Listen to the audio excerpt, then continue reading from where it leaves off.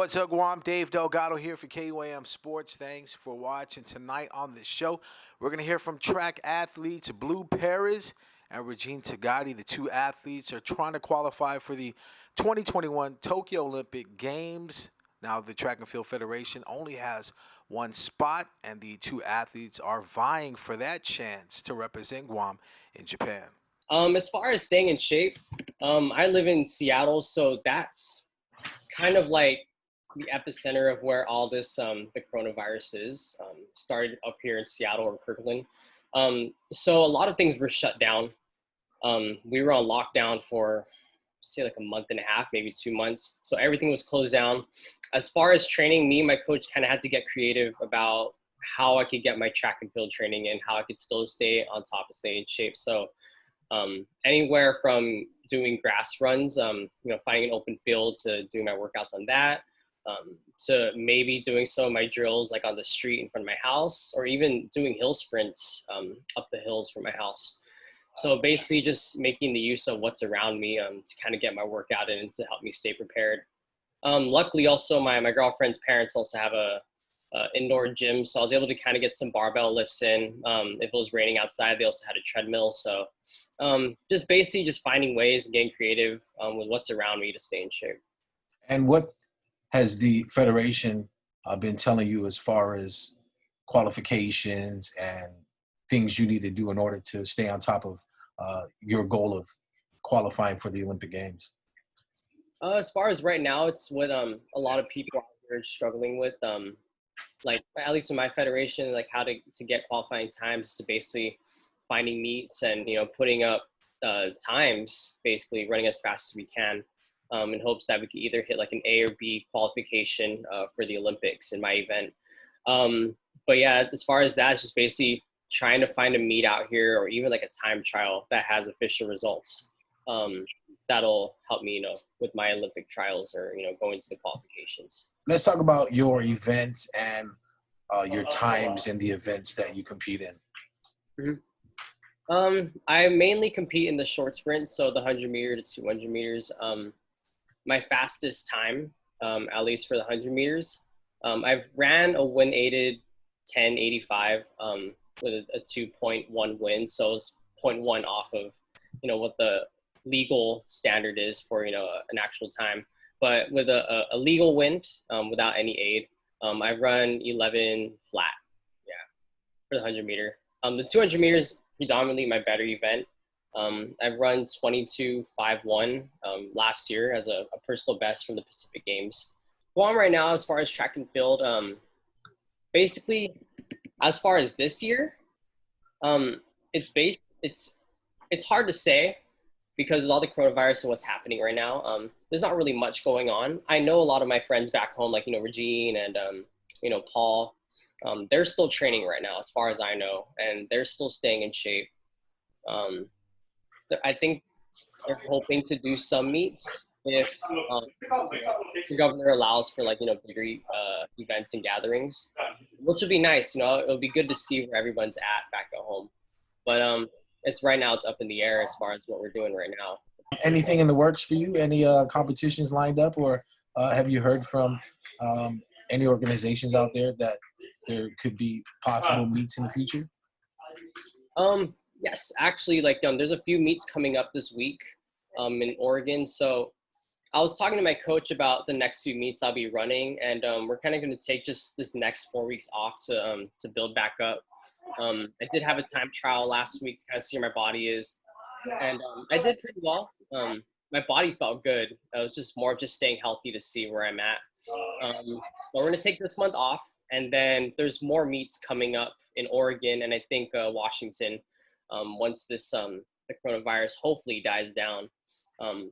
The Pacific Northwest, the running community up here, they usually do what we call all-comers meets, like open meets out here around August.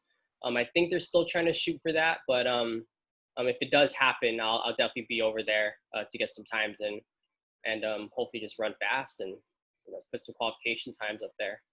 What would it mean to you to be able to represent Guam at the Olympic level and go out there and compete in your events representing for the island? Oh man, it'd be such an honor. It's been a dream of mine since, God, I can't remember. I think back in 2004 when I saw the Olympic Games. I think it was in Athens, Greece. Um, I saw some videos from that, and I saw like track and field. So I saw Justin Gatlin, run for the 100 meters and get the gold medal there. And it was from that point I was like, man, like I wanna be like these guys. I want to be able to run fast and represent my the island of Guam.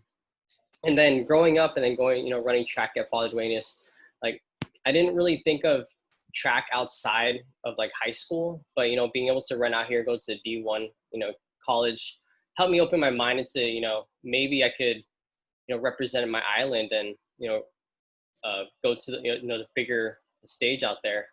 So to me, it'll be an honor to my family, my friends, to everyone back at home, just to represent my island. Hopefully we can make it happen next year. Regine Tugade recently graduated from the Naval Academy. She says she's hopeful there will be some meets in the area where she can get in some quality competition. It was really nice coming home. I mean, back in Pensacola where I was prior to coming home, I didn't have access to a full gym or anything. They're all closed, and I'm not allowed to go use any of the civilian gyms. So back home, I was able to get back into Paradise and all that. So it's pretty nice being able to get some heavy lifting done in the month and a half that I was home. But then the takeaway from being back home, I can't have a track and stuff. So I had to make use of like some outdoor hills, some beach, and just like grass terrain. So just push and pull wherever depending on where I am. And where are you now as far as just resetting and getting focused on really trying to make that run at the Olympic Games? So right now, honestly, the big focus, I mean, it's still the summer, just getting a lot of base training in, going back to the fundamentals and all that. And let's talk about any qualifications have been brought up. So nothing's changed since before COVID, except we're still waiting on the time period, because for track you need to have like certain marks done within like a certain qualifying period. So I don't think, as far as I'm concerned, I don't think that any of my times this past season would be eligible. I mean, for one, I didn't have an outdoor season, so those more recent times that I could have had, those opportunities are out the window and stuff like that. So for one, I don't know, I don't have any times. I don't have any recent times. Two, I don't know when I can get any newer times done, just because we don't know when anyone's gonna have any track meets.